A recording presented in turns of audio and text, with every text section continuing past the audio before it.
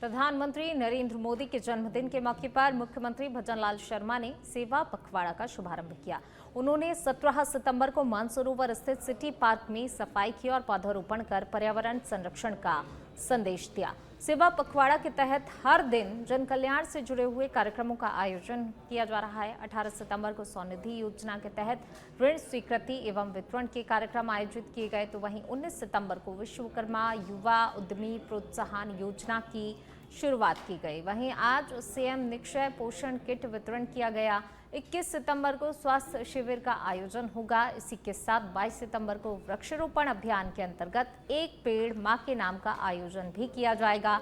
तो वहीं 23 सितंबर को स्कूली बच्चों को यूनिफॉर्म के पेटे राशि का हस्तांतरण होगा।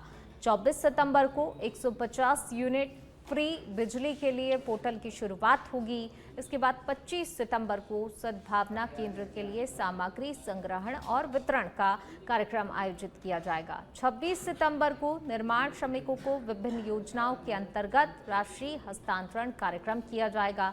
इसके बाद 27 सितंबर को पंच गौरव योजना के तहत चिन्हित पर्यटन स्थलों की साफ सफाई और रखरखाव का कार्यक्रम भी होगा। 28 सितंबर को रोडवेज और ग्रामीण परिवहन सेवा की नई बसों की रवानगी की जाएगी। 29 सितंबर को पशुपालकों को दूध के पेटे सब्सिडी राशि का भुगतान किया जाएगा। इसके बाद 30 सितंबर को दीनदयाल उपाध्याय गरीबी मुक्त गांव योजना के तहत स्वीकृति और राशि हस्तांतरण किया जाएगा और 1 अक्टूबर को दिव्यांगजनों को स्कूटी और उपकरण वितरित किए जाएंगे। तो वहीं 2 अक्टूबर को सेवा पखवाड़ा का समापन स्वच्छता अभियान के साथ किया जाएगा। श्रीगंगानगर के रायसिंह नगर से खबर, व्यापारी से दुकान खाली करवाने का मामला करीब 20 महीने बाद पुलिस को बड़ी सफलता हाथ लगी है। आरोपी को गैंगस्टर गोल्डी परार का लेफ्ट हैंड बताया जा रहा है। 10,000 के नामी बदमाश रणवीर कुमार सुथार को गिरफ्तार किया गया है। 6 जनवरी 2024 को परिवादी अनिल कुमार अरोड़ा ने थाने में सूचना दी थी। आरोपी ने फोन कॉल के जरिए दुकान खाली नहीं करने पर धमकी दी थी। पूरे परिवार को गोलियों से भून देने की धमकी दी गई थी आरोपी के द्वारा। पिछले करीब 2 वर्षों से यह आरोपी फरार चल रहा था और आखिरकार पुलिस ने पकड़ लिया। आरोपी पुलिस के हत्थे चढ़ा और अब पुलिस जो है पूछताछ में जुटी है।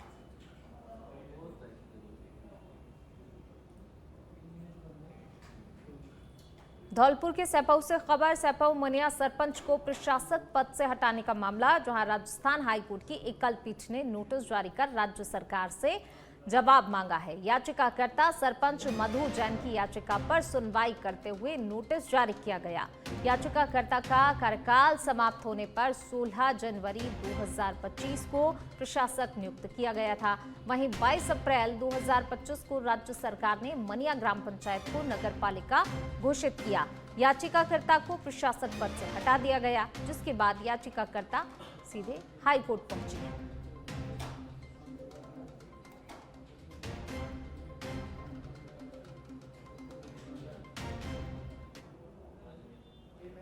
प्रार्थी मधु जैन, जो ग्राम पंचायत मनिया की सरपंच थी, ग्राम पंचायतों का कार्यकाल समाप्त होने के बाद में उन्हें सरकार ने प्रशासक नियुक्त किया 16 जनवरी 2025 को एक आदेश के तहत। उसके 3 महीने बाद ग्राम पंचायत मनिया को नगरपालिका घोषित किया गया और उस आदेश में ही प्रशासकों को हटा दिया गया और एसडीएम वहाँ के जो हैं उनको प्रशासक नियुक्त किया गया।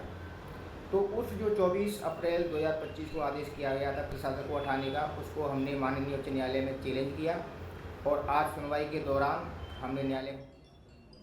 जयपुर ईस्ट जिला पुलिस का एक्शन देखने को मिला है, जहां सेंट्रल जेल से फरार एक कैदी अनस को धर दबोचा है। वहीं मालपुरा गेट इलाके के गली नंबर 2 राम सिंहपुरा से मालपुरा गेट थाना पुलिस ने धर दबोचा कैदी। फरार जो कैदी था अनस, घर के समीप जाते समय पुलिस ने अनस को जाल बिछाकर पकड़ा। मालपुरा गेट थाना पुलिस ने लालकोठी थाना पुलिस को सुपुर्द कर दिया है। लालकोठी थाना पुलिस अब अनस से पूछताछ कर रही है। अन्य कैदी जो एक और दूसरा कैदी था नवल किशोर, उसकी तलाश में पुलिस की टीमें जो है जगह जगह दबिश दे रही हैं। जो संभावित ठिकाने हैं उन पर दबिश दी जा रही है। देर रात सेंट्रल जेल से पाइप के जरिए कूदकर दोनों ही कैदी जो है फरार हुए थे, जिसमें से एक कैदी को पुलिस ने धर दबोचा है।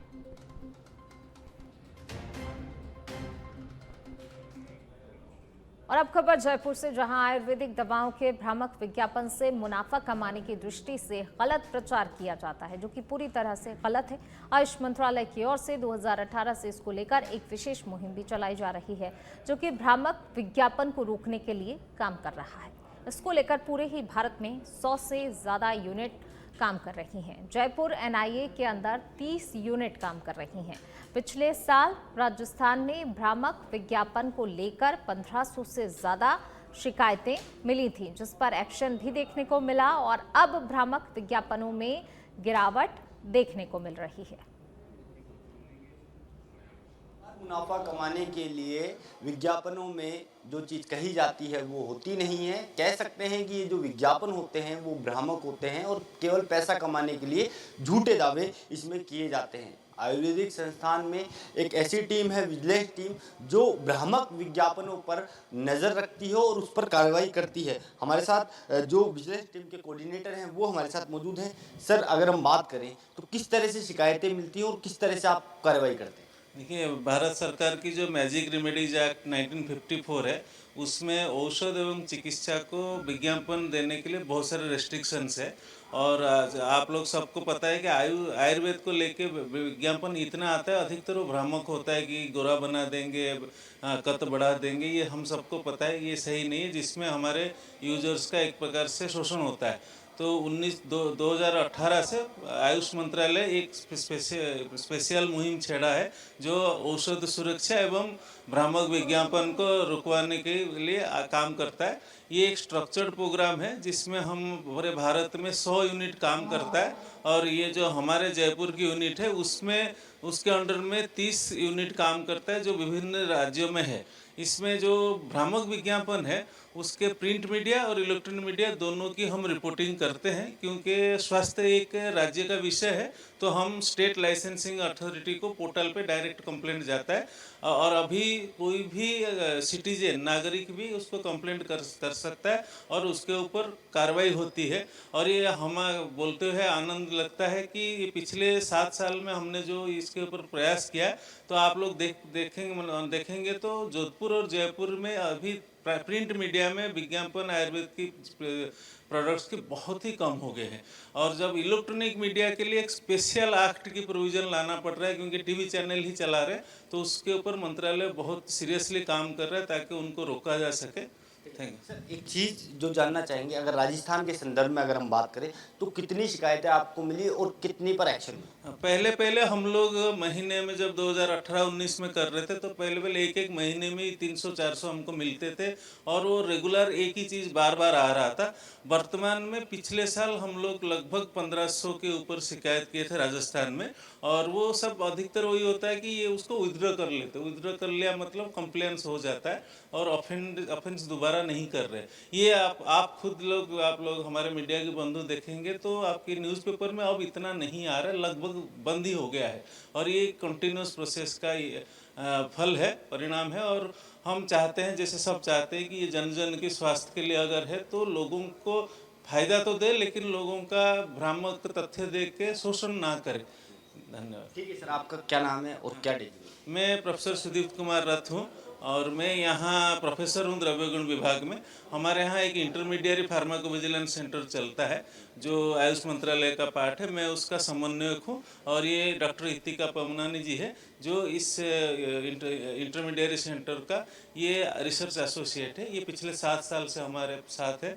तो ये एक, और हमारे पास आप सोचिए 30 सेंटर को मिलाएंगे तो 60 और 2 हम लोग 65-70 लोग इस पे लगातार काम कर रहे हैं। ठीक है। तो राजस्थान में जिस तरह से भ्रामक विज्ञापनों के माध्यम से पैसा कमाया जा रहा है या देश में पैसा कमाया जा रहा है, ये टीम उस पर नज़र रखती है और फिर उस पर एक्शन लेती है। सहयोगी विजयगिरी के साथ मैं कुणाल भटनागर, सच बेधड़क, जयपुर। राजस्थान लेखा सेवा ने बड़ी पहल करते हुए प्रदर्शन आधारित मान्यता को नया आयाम दिया है, जिसके तहत पारंपरिक सीनियरिटी आधारित पुरस्कार से आगे बढ़ते हुए प्रदर्शन आधारित मान्यता को स्थापित किया गया। ओटीएस में आयोजित परीक्षा में पूरे प्रदेश से 150 से अधिक लेखा अधिकारियों ने हिस्सा लिया। आरटीपीपी अधिनियम 2012 एवं नियम 2013 पर आधारित इस परीक्षा के जरिए श्रेष्ठ प्रदर्शनकर्ताओं को अंतर्राष्ट्रीय ट्रिप के साथ टैबलेट और स्मार्ट वॉच जैसे पुरस्कार दिए गए। प्रमुख शासन सचिव वित्त वैभव गलरिया मुख्य अतिथि रहे। साथ ही लेखा अधिकारियों ने भी कार्यक्रम में भाग लिया और प्रदर्शन आधारित संस्कृति को बढ़ावा देने का संकल्प लिया।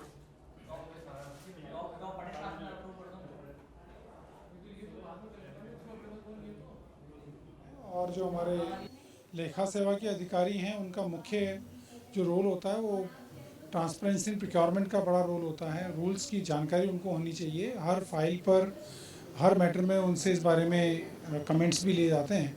तो उसी विषय को लेकर के आज उन्होंने एक परीक्षा का आयोजन किया एसोसिएशन के द्वारा, और उसमें जो विजेता बने हैं, जिन्होंने सबसे अधिक मार्क्स प्राप्त किए हैं, उनको अवार्ड दिया जा रहा है। तो एक अनुकरणीय पहल है। मैं एसोसिएशन के अधिकारियों को और राजस्थान लेखा जो संवर्ग है उसके लगभग 775 अधिकारी पूरे जो है वो स्टेट में पदस्थापित हैं। उसी को लेकर हमने ये कार्यक्रम किया था। जो आरटीपीपी रूल्स हैं 2013 जो कि उपापन से संबंधित हैं, और उपापन का जो प्रोक्योरमेंट का सबसे अहम रोल होता है सरकार के अंदर, जो कि लेखा संवर्ग के अधिकारियों द्वारा संपादित किया जाता है।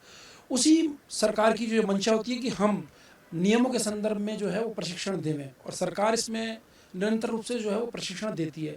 उसी क्रम को हमने आगे बढ़ाते हुए न केवल प्रशिक्षण, इस बात पर जोर दिया हमने या जोर देना चाहा कि हम एक परीक्षा का आयोजन करें।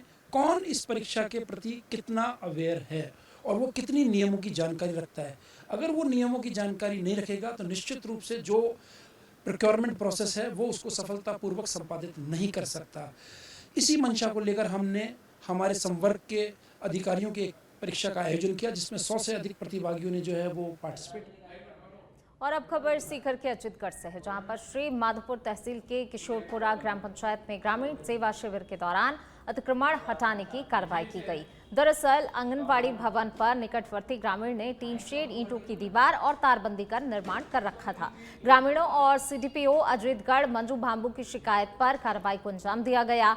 शिविर प्रभारी तहसीलदार जगदीश प्रसाद बैरवा, भू अभिलेख निरीक्षक धर्मेंद्र शर्मा और हल्का पटवारी विनोद मोरोटिया मौके पर पहुंचे। अतिक्रमण हटाकर भवन का कब्जा खाली कराकर सीडीपीओ को सौंप दिया। वहीं प्रशासन ने अतिक्रमणकर्ता को दोबारा कब्जा नहीं करने की भी चेतावनी दी। इस कार्रवाई से ग्रामीणों ने राहत की सांस ली और प्रशासन का आभार जताया।